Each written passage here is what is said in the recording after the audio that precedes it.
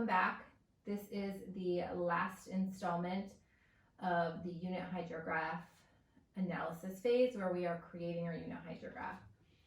So we've already learned a little bit about the base flow, how to figure out the base flow if it's not given to us.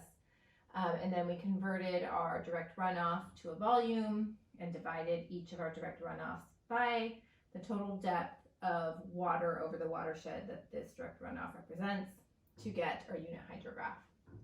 So this is our unit hydrograph, but we need to figure out the duration of storm to use it for.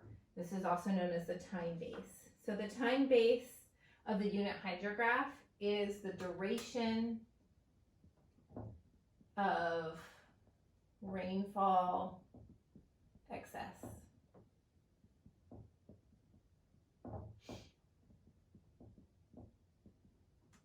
Okay, so what do I mean by that? Well, if I look, we're looking only at our rainfall here. Only at our rainfall here, so it's just this column for now. And so I have tried to expand this hyetograph over here. And so what we see here is that this represents a total rainfall of 8.5 centimeters.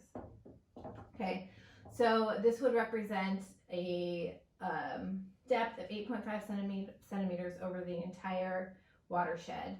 But we already know from our previous step, 2 steps ago, that this was actually a total of 5 centimeters over the watershed. And so we have lost 3.5 centimeters of that rainfall to infiltration, interception, storage. It hasn't made it to the outlet of the watershed. So we need to figure out sort of which of these 5 centimeters of rainfall, how long that 5 centimeters took to fall so that we can get our time base or duration. Okay, so to summarize what I just said, in our example, we had a total rain of 8.5 centimeters in 4 hours,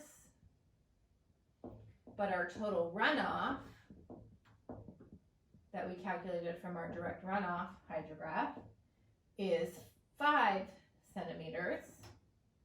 So this means we have a loss of 3.5 centimeters that occurred in 4 hours. And so if we just do simple division, we could see that this is 0.875 centimeters per hour is lost. But just like we did with the phi index and infiltration, we better check and make sure that that 0.875 centimeters lost per hour gives us what we're looking for. So make a little table here. So here is my time and my rainfall. If I assume 0.875, what is my runoff going to be? I'm going to subtract 0.875 from these first 3, right? I know it's going to be 0 in this last one.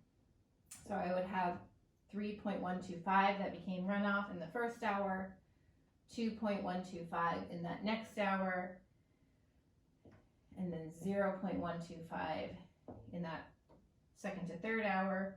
This is a sum of 5.75 centimeters. So that's a little bit too much. So I need to increase this phi. So I'm going to try phi of 1.0. Put a squiggly here to know that this is something separate. So with the phi of 1.0, I'm going to get a runoff in that first hour of 3, in that second hour of 2, and then 0. This is the sum we're looking for of 5 centimeters.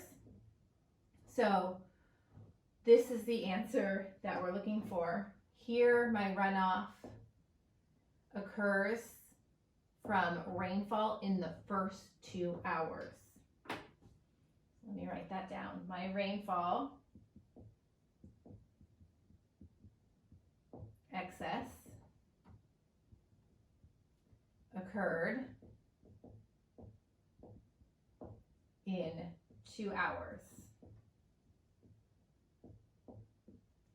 So this unit hydrograph that we derived, given the rainfall hyetograph and the streamflow hydrograph, is a 2-hour hydrograph. This means that I can apply this hydrograph to a storm in the given watershed that is 2 hours or a multiple of 2 hours. But I cannot apply this to a rainfall storm that is 1 hour or 3 hours or 6 hours. Okay, all right? So that is how you go about that. A few things to say about hydrographs. They do have some limitations and assumptions. They assume that storms are uniform spatially and temporally, similar assumption that we had with the rational method. So of course, the smaller the watershed, the more accurate that's going to be. And with that, the watershed should be between 1 and 1,000 square meters. The direct runoff from your storm should be 0.5 to 2 inches for each storm to be accurate. You really want to look at several storms in order to derive your unit hydrographs for a given watershed and not just base it off of one. And you need a different unit hydrograph for every duration storm. So if you're looking at a 2-hour duration, you can use this hydrograph.